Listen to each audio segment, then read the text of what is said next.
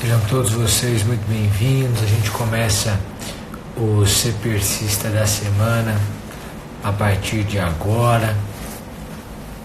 Primeiro eu quero agradecer as pessoas que estiveram no Paraná, nessa contagem regressiva.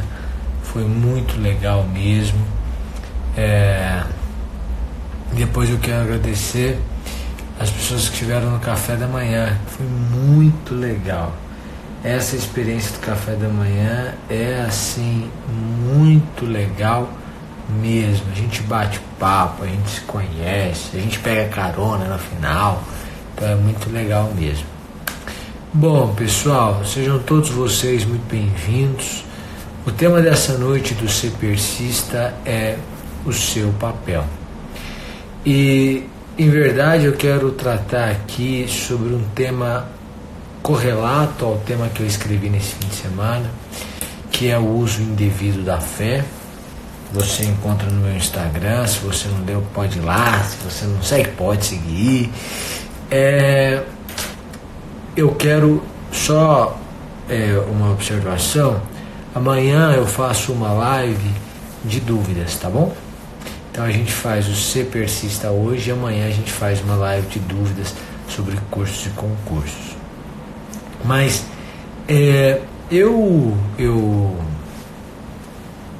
escrevi sobre o uso indevido da fé e pensava em falar com vocês sobre o seu papel. A gente está cansado de ouvir: se você for esperar as condições ideais para começar, então você nunca vai começar. Essa frase é verdadeira, mas de tão repetida, ela perdeu a força.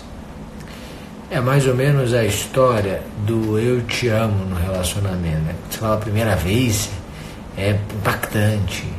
E quando você não fala todo dia, quando você fala, é impactante. Mas quando você fala todo dia, quando você fala toda hora, perde um pouco a força. É mais ou menos a ideia se você esperar as condições ideais para começar, você nunca vai começar. Então, apesar de uma verdade, isso perdeu um pouco a força. Mas eu queria tratar com vocês sobre algo um pouco diferente disso. Eu queria tratar com vocês sobre o seu papel. A gente sempre vai encontrar justificativas plausíveis para tomar um caminho diverso do caminho que a gente tomou. Há um momento no caminho, e quem fala bem disso é o professor Clóvis de Barros, que você olha para o lado e você compara o seu caminho atual com o caminho que você podia, no passado, ter trilhado, mas não trilhou. Então, por exemplo, você decidiu fazer direito e o seu melhor amigo da escola decidiu fazer medicina. Então ele fez 6 anos de medicina e você 5 anos de direito. Aí ele fez mais 5 de residência e agora está trabalhando e está ganhando muito bem e tal. E você fez 5 anos de direito, advogou depois mais outros 3, já são 8. Depois desistiu de advogar, começou a estudar para concurso e está agora com 11 anos, desde quando você saiu da escola. E ele também. Aí você olha e diz assim: gente, se eu tivesse feito medicina, nada disso que eu estou vivendo eu viveria. Porque você compara o caminho que você trilhou com o caminho que você poderia ter trilhado, ou podia, não pode mais. Naquelas circunstâncias, não mais. E você começa a fazer esse tipo de comparação, porque você diz assim: gente, se eu tivesse feito medicina, eu não estaria estudando para concurso. Se eu tivesse feito engenharia, eu não estaria estudando para concurso, muito provavelmente. Se eu tivesse feito um outro curso, a minha realidade seria muito diferente. Eu pego geralmente o exemplo da medicina porque é uma profissão do ponto de vista da realização profissional, um pouco mais segura, né? O sujeito consegue trabalhar e não há desemprego. Mas de qualquer maneira, você começa a comparar a sua realidade com a realidade de outra pessoa ou com a realidade que você poderia ter tido se tivesse trilhado um caminho. Você vai dizer, Summer, mas essa é uma verdade. Se eu tivesse feito outro curso, eu não estaria prestando agora, nesse momento, concurso, e minha vida está indefinida, porque eu não sei quando é que sai concurso, e não é só uma fase, eu passo na primeira e de repente tem uma segunda, aí depois tem sentença, depois tem prova oral, e aí, meu Deus do céu, né? Tá bom. É verdade.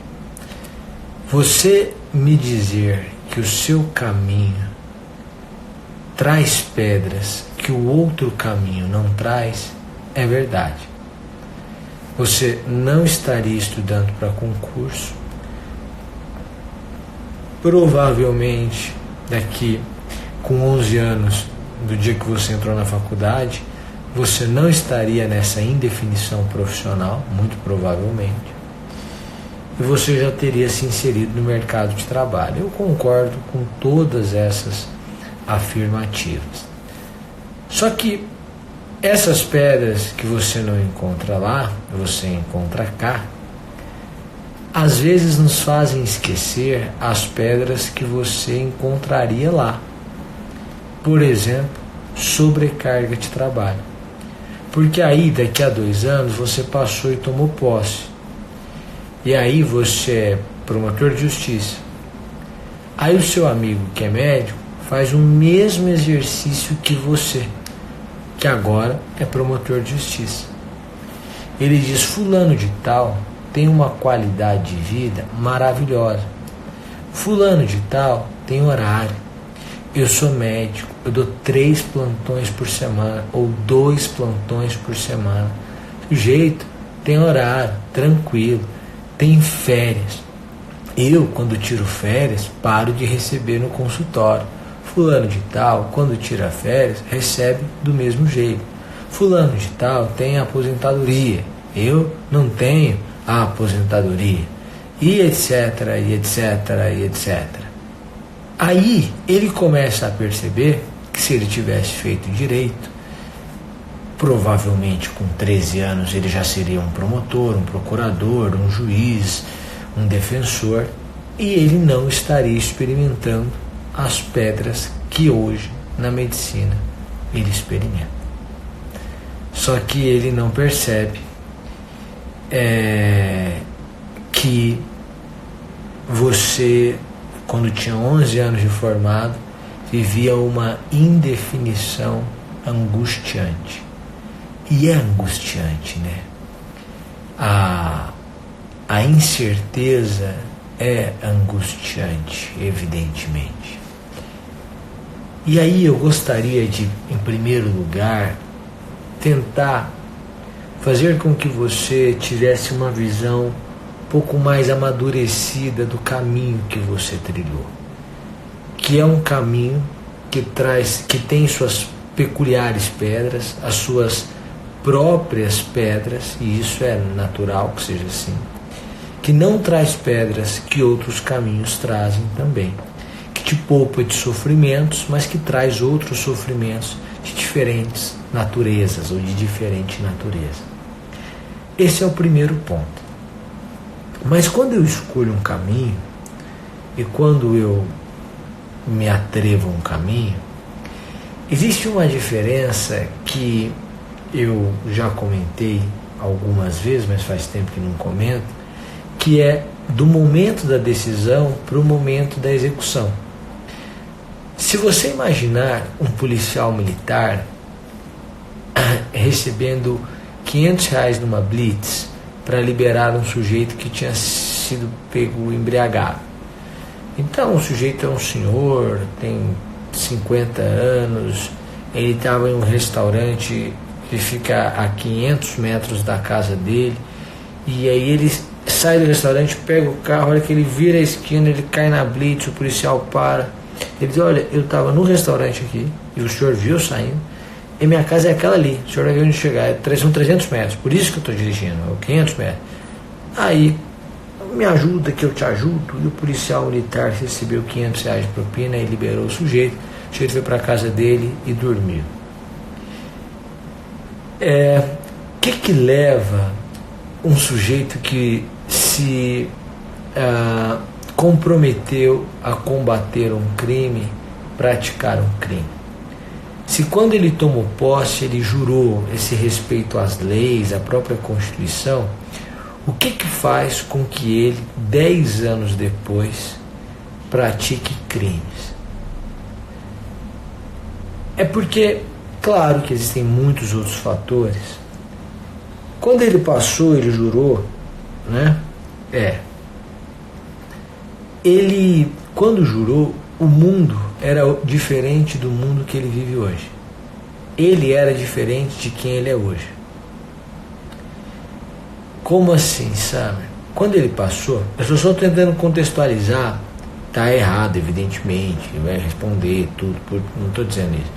Eu estou só tentando explicar como é que pessoas que prometeram não cometer ilícitos, cometem ilícitos ao longo da vida.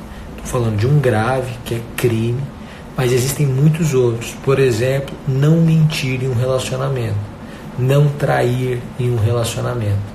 A pessoa jura que não vai trair e depois de 1 ano trai, depois de 5 anos trai, ou depois de 10 anos trai. O que leva a essa mudança de comportamento? É que o mundo no qual foi feita a promessa é diferente do mundo no qual se executa o que se prometeu. Quando o policial militar foi aprovado no concurso, ele era solteiro, a remuneração era X e ele não tinha filhos.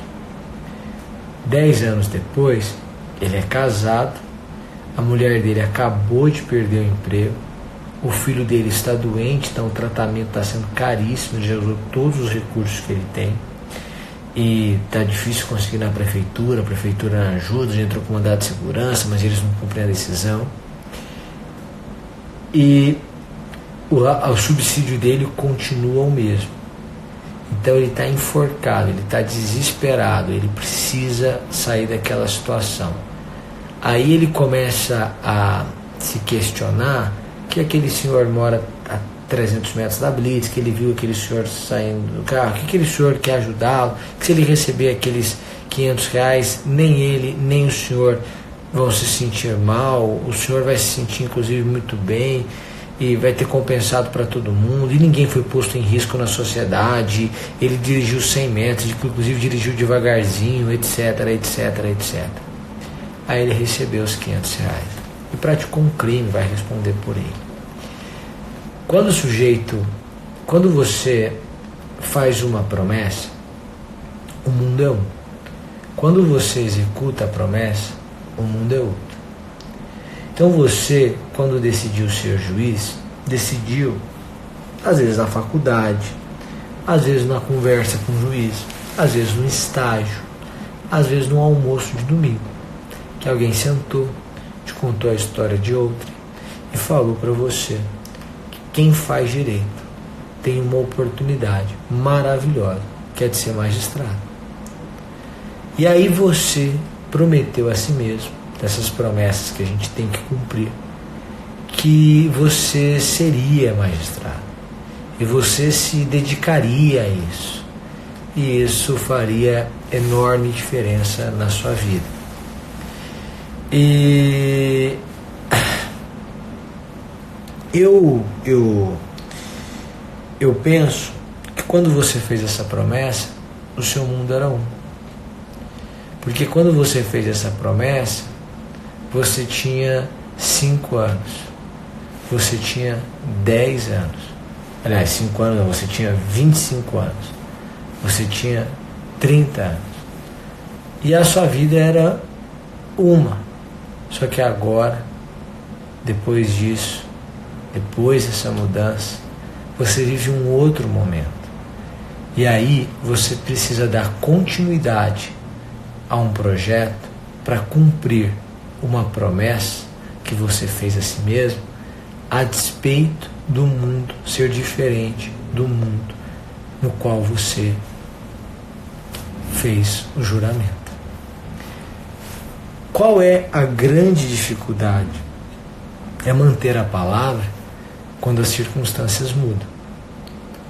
Porque a gente mudou, as circunstâncias mudaram, mas a palavra é a mesma.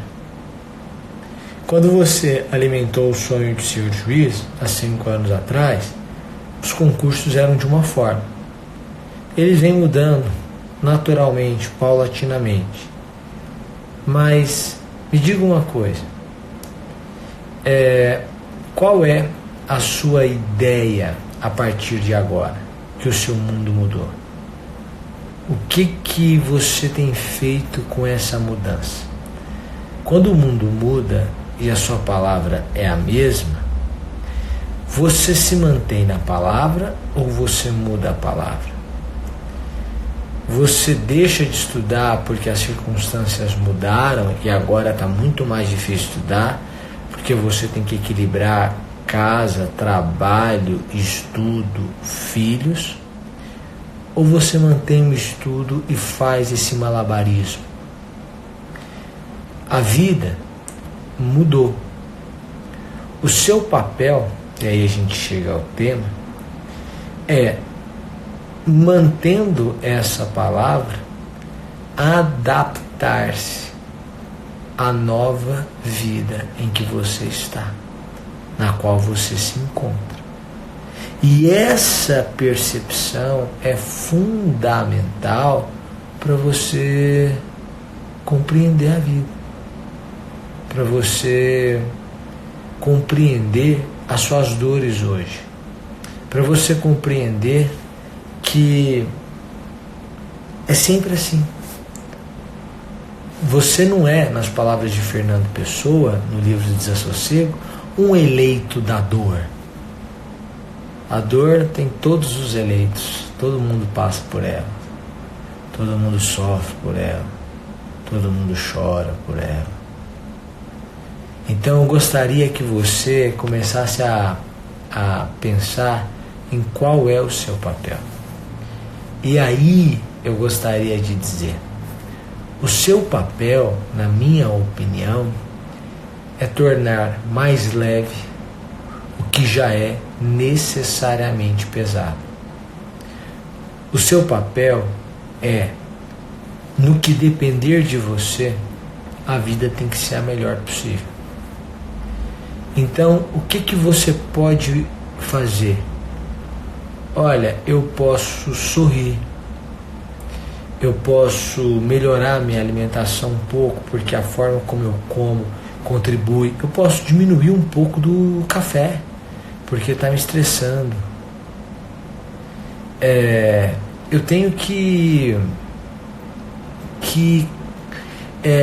mudar a forma como eu trato meus familiares, porque eu já vou de uma forma belicosa, de uma forma agressiva, e aí eles respondem com outra forma agressiva, e fica aquele clima, e eu já tenho 1 milhão de coisas para fazer, e agora ficou tudo muito mais difícil.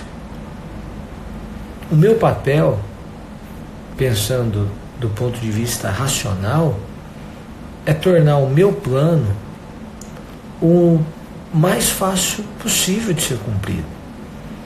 Se eu tenho 4 horas por dia, eu vou eleger a melhor técnica, etc, etc, etc, mas eu vou tornar essas 4 horas leves, ou o mais leve possível, e vou tornar as outras 20 horas as mais leves possíveis.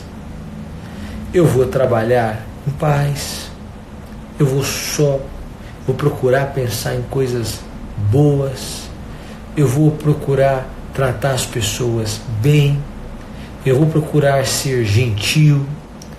E esse desafio diário vai fazer com que você chegue em paz. Em paz para estudar, em paz para trabalhar, em paz para descansar, em paz para lidar.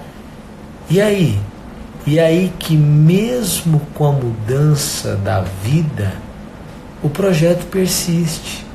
E você segue no projeto porque você dá a ele contornos de suportabilidade.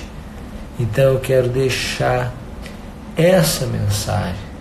Se você sente que o seu plano, o seu projeto, o seu cronograma, o seu calendário, a sua rotina está insuportável, pense objetivamente porque está insuportável, mas também pense subjetivamente porque ela está insuportável.